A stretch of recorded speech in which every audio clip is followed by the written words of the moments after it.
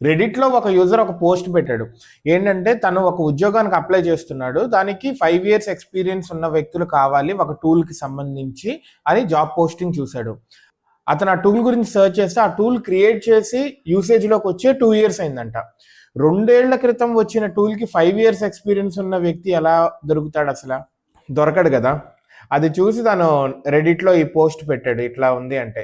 కింద చాలా మంది సాఫ్ట్‌వేర్ వాళ్ళు కామెంట్లు పెట్టారు. అందులో ఒకళ్ళు ఏం చెప్పారంటే యూఎస్‌లో ఇలాగే ఒక వ్యక్తి ఇంటర్వ్యూకి వెళ్ళాడంట. వెళితే మీ ఎక్స్‌పీరియన్స్ అనేది సరిపోవట్లేదు. మాకు 5, 6 ఏళ్ల ఎక్స్‌పీరియన్స్ ఉన్న వ్యక్తి కావాలి ఈ సాఫ్ట్‌వేర్ మీద అంటే ఎళ్ళిన వ్యక్తే ఆ సాఫ్ట్‌వేర్ క్రియేట్ చేశాడంట. అతను చెప్పాడంట మీకు దొరకడు. ఎందుకంటే నేను ఇది రాసా 2 ఏళ్లయింది అని చెప్పాడంట. ఇలాగే ఇంకొక వ్యక్తి పెట్టాడు. ఇతను ఇదెప్పుడో పాతగా జరిగింది అతను పెట్టాడనమాట. ఏడబ్ల్యూఎస్‌కి అమెజాన్ వెబ్ సర్వీసెస్ ఉంది కదా! దానికి 10 ఏళ్ల ఎక్స్‌పీరియన్స్ ఉన్న వ్యక్తులు కావాలి అని పోస్టింగ్ పెట్టారంట. కానీ అప్పటికి ఏడబ్ల్యూఎస్ వచ్చి 8 ఏళ్లే అయిందంట.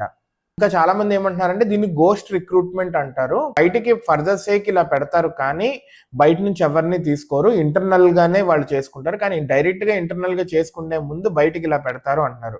ఇంకొంతమంది ఏంటంటున్నారంటే ఎవరైతే పోస్టింగ్ పెడతారో హెచ్ఆర్స్ కి అండ్ టీమ్ ఎవరికైతే కావాలో టెక్నికల్ వాళ్ళకి మధ్యలో గ్యాప్ ఉంటుంది. ఆ గ్యాప్ వల్ల కమ్యూనికేషన్ సరిగ్గా లేక ఇలా పెట్టేస్తారు అని చెప్తున్నారు. ఏదైతేనే జాబ్స్ కి ఇట్లా అటెండ్ అయ్యే వాళ్ళకి మాత్రం చుక్కలు కనిపిస్తున్నాయి. ఎందుకంటే ఫస్ట్ రౌండ్ స్క్రీనింగ్ రౌండ్స్ లోనే వాళ్ళకి ఎక్స్పీరియన్స్ లేదని వాళ్ళు రిజెక్ట్ అయిపోతున్నారు.